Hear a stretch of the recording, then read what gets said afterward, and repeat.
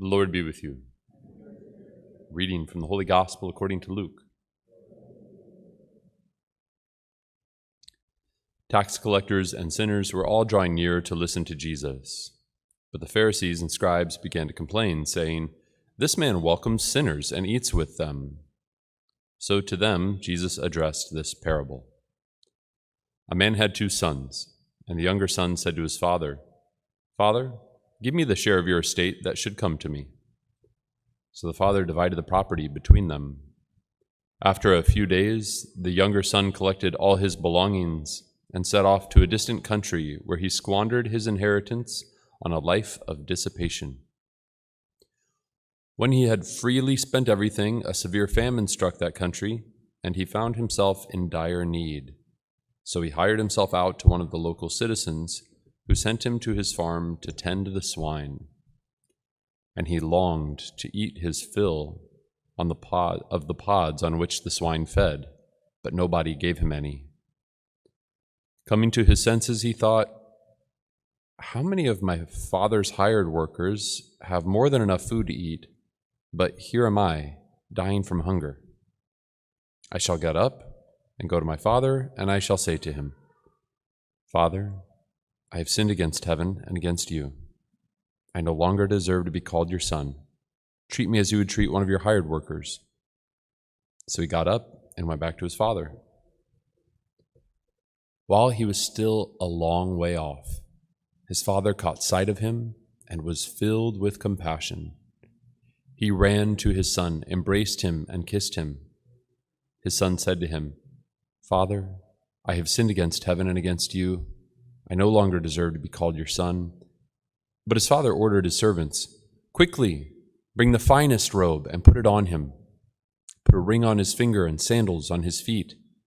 Take the fattened calf and slaughter it. Then let us celebrate with a feast, because this son of mine was dead and has come to life again. He was lost and has been found.' Then the celebration began. Now the older son had been out in the field, and on his way back, as he neared the house, he heard the sound of music and dancing. He called one of the servants and asked what this might mean. The servant said to him, 'Your brother has returned, and your father has slaughtered the fattened calf because he has him back safe and sound.' He became angry, and when he refused to enter the house, his father came out and pleaded with him. He said to his father in reply, 'Look, all these years I served you, and not once did I disobey your orders, yet you never gave me even a young goat to feast on with my friends. But when your son returns, who swallowed up your property with prostitutes, for him you slaughter the fattened calf.' He said to him, 'My son, you are here with me always. Everything I have is yours. But now we must celebrate and rejoice, because your brother was dead and has come to life again. He was lost and has been found.'" The Gospel of the Lord.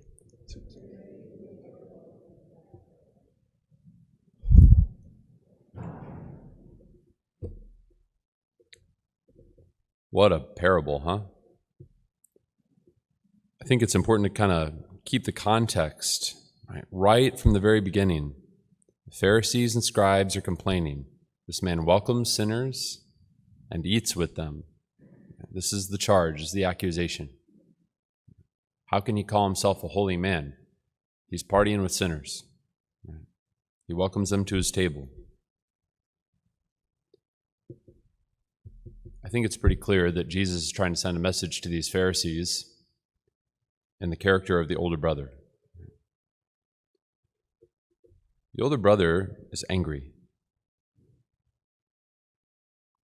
The older brother is hung up on the law. The older brother is hung up on legal matters of inheritance and cultural norms about who should be honored and how. None of those things in and of themselves are bad things. It's not bad to have a law. It's not bad to have proper honor and regard for your parents, obviously.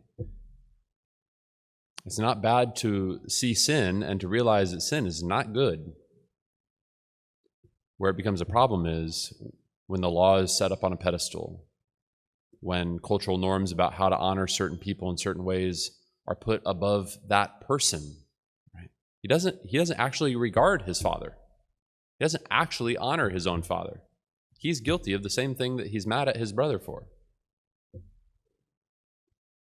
He's concerned about the custom and the way that his father should be honored, not his father.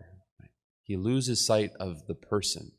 Anytime we get too hung up on a principle over a person, we've got a big problem. Jesus sees persons. He sees individuals. It's not, Jesus didn't come to burden us with a law. The Pharisees and scribes are furious that he wants to free them from the way that they are burdened by the law.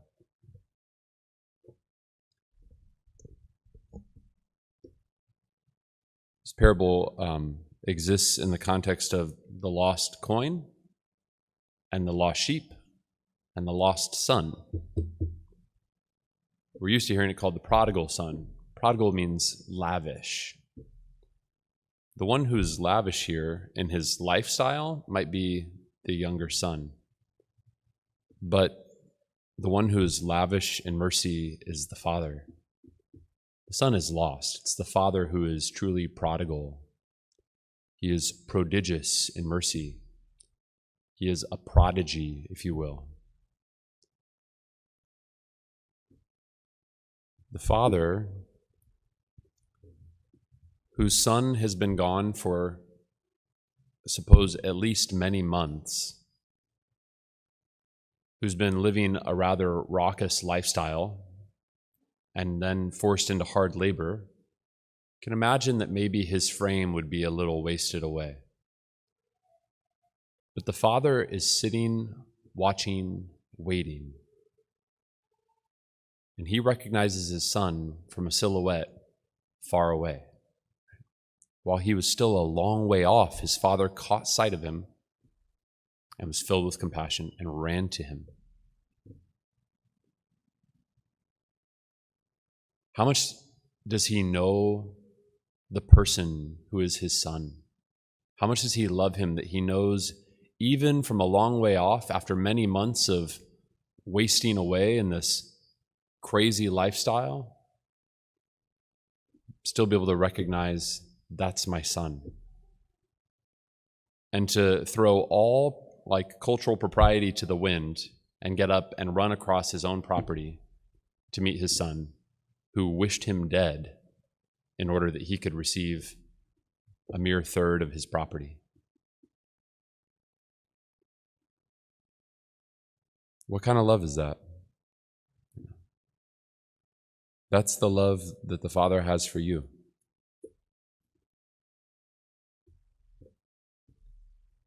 He really doesn't care that you're a sinner. He knows full well all of your worst moments. And he's not ashamed of you. That's the good news of the gospel. Our place as disciples of Jesus is to let the Father lavish us with his love. That's how we become who we're supposed to be.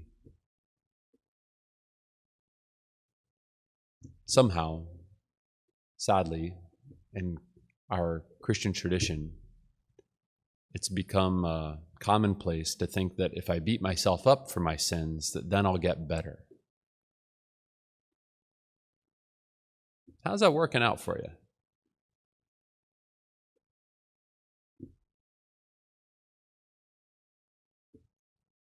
The more we beat ourselves up for our sins, the more we commit the same sins.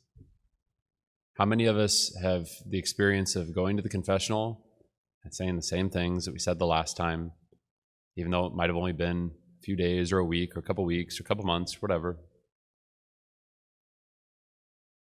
I think we've probably all been there, at least at some point in our lives. I would venture to bet that every season of our life has one or two of those sins at least. We just keep wrestling with, keep confessing the same thing. And even as I mention that reality, probably whatever that sin is in your life, you might be feeling at least a tinge of shame right now. Man, dang it, he's right. I do keep doing that. Well, take a deep breath. I'm not here to hit you over the head with it. I'm here to say that when the Father sees you get back in line for confession, he's running to you. He doesn't need you to punish yourself in order to please him. He doesn't even want to hear like the apology of his son. He doesn't even want to hear it, right? He gets like halfway through it. His father cuts him off and he goes, quickly, get the finest robe, which would have been his own robe.